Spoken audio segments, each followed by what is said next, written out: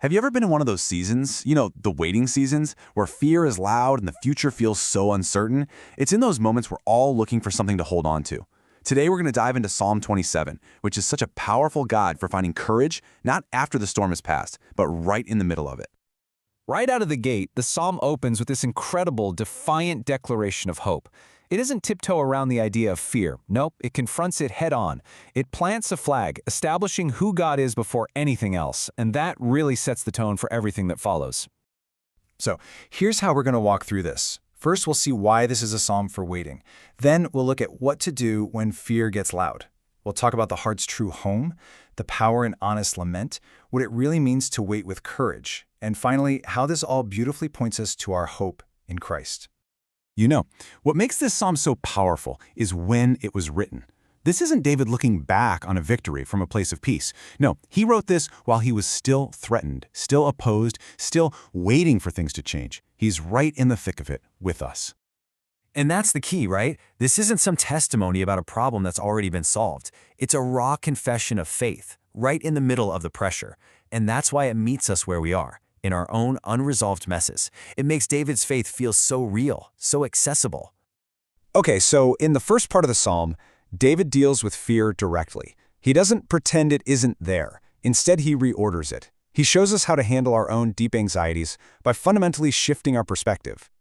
And notice the question he asks. It's so important. He doesn't say, "I'm not afraid." He asks, "Whom shall I fear?" Faith isn't the absence of fear. It's looking fear in the face and evaluating it in light of who God is. It puts fear in its proper place, underneath the reality of God. Think about what fear tells us. It screams, other people define you, or opposition is the ultimate danger, or if you're misunderstood, you are fundamentally unsafe. But the truth of this psalm just cuts right through that noise. It says, no, God is ultimate.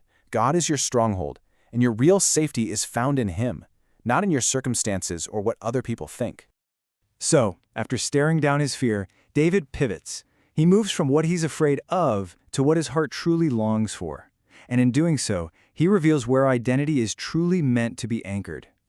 I mean, listen to this. Before he asks for protection, before he asks for his enemies to be defeated, his one thing, his number one request, is just to be near God. His deepest desire isn't, "God, get me out of this," but rather, "God, let me stay with you through this." And here's the challenge in that for us, isn't it?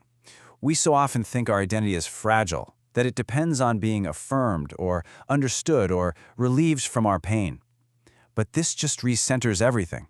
Our identity isn't secured when our problems get solved. It's secured simply by the fact that we belong to God. Period. Now, the psalm takes this really raw emotional turn. This isn't some stiff upper lip kind of faith.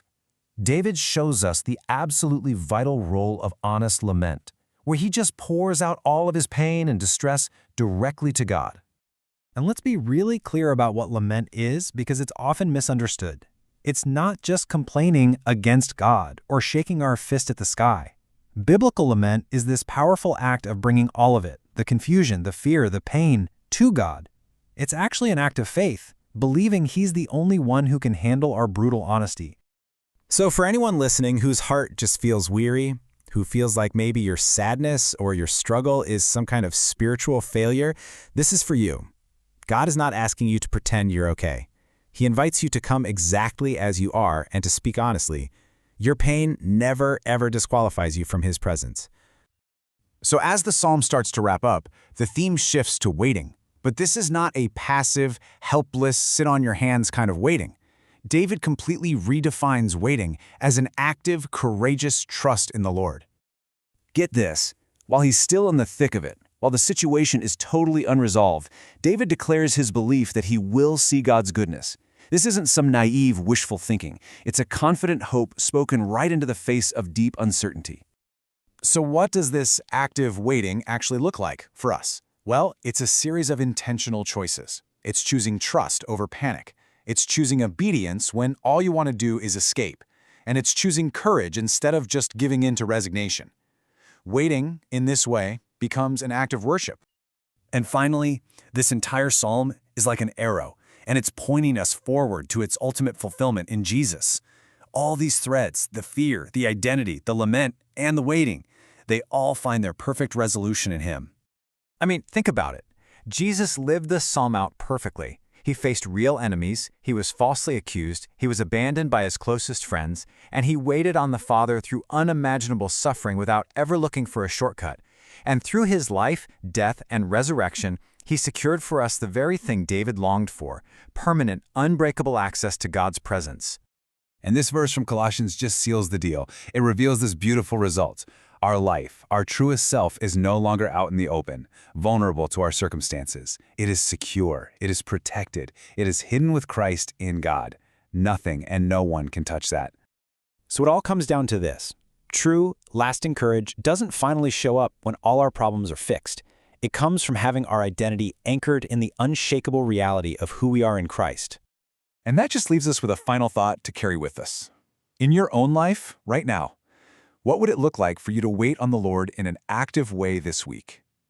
What one choice of trust over panic, obedience over escape, or courage over resignation can you make today?